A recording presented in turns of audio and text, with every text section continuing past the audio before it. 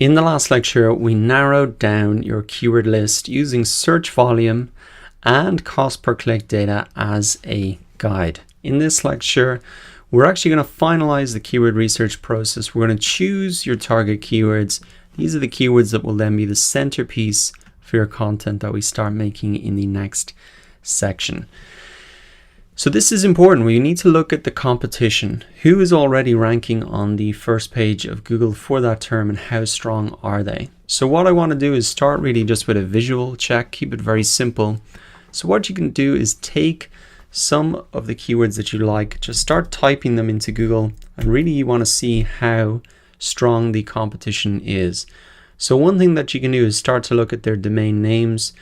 Or do you recognize these guys? I can see here that a lot of these guys are well-established big companies, but that's normal, I think, for SEO. It's a very competitive space, and I really knew that going into this. There's professionals doing this day in and day out, so no surprise for me that there's a lot of competition here.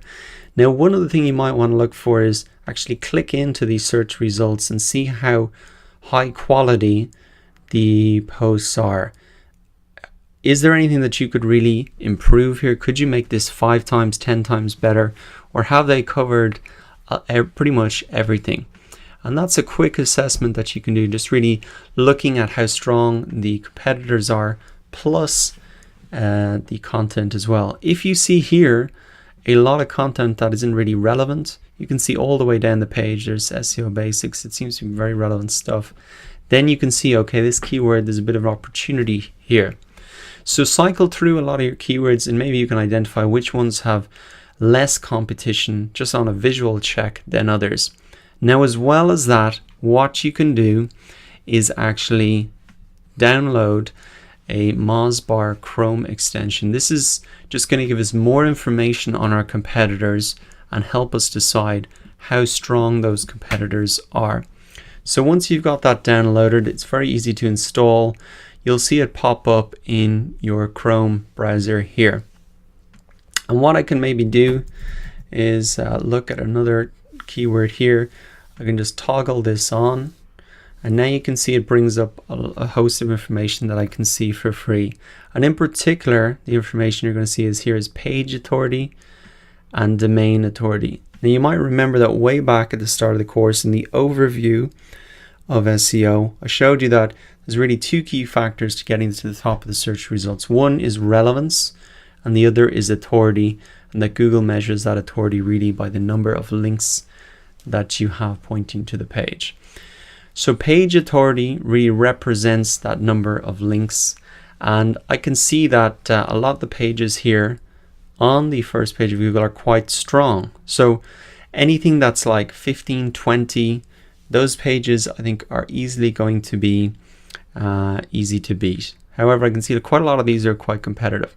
Now, as well as that, as well as the page authority, another thing you might want to look at is domain authority. So domain authority is really just an aggregate of all of the pages on their website. How strong really are those?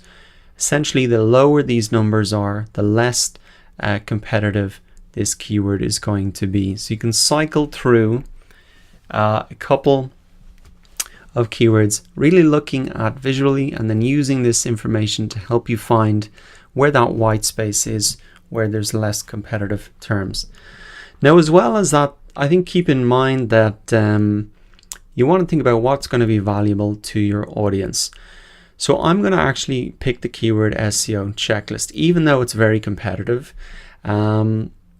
I know I'm not going to be able to rank for that quickly. I've got a brand new site that has 0 domain authority.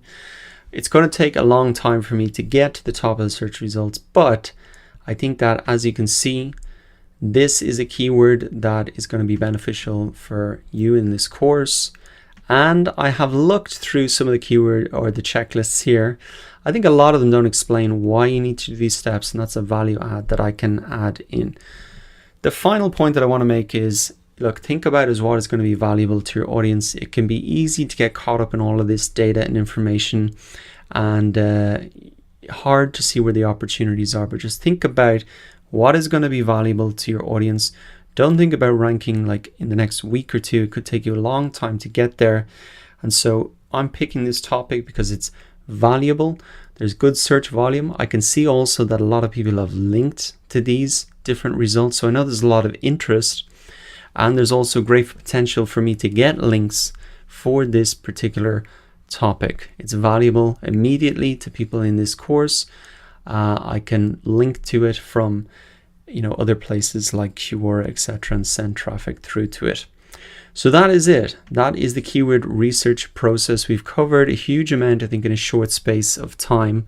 And now that you have your chosen keyword, the next thing that we want to do is actually teach you the process about how to create content around that keyword. We're really going to be taking off relevancy. How do you make a piece of content that's very relevant to the keyword, that Google can understand, okay, this page is about that keyword, and that's going to give you a big boost in terms of ranking for that particular keyword. So I'm going to wrap it up there. Take time to visually check and use the Moz bar about your keyword competition, and then we're moving on to the next step to really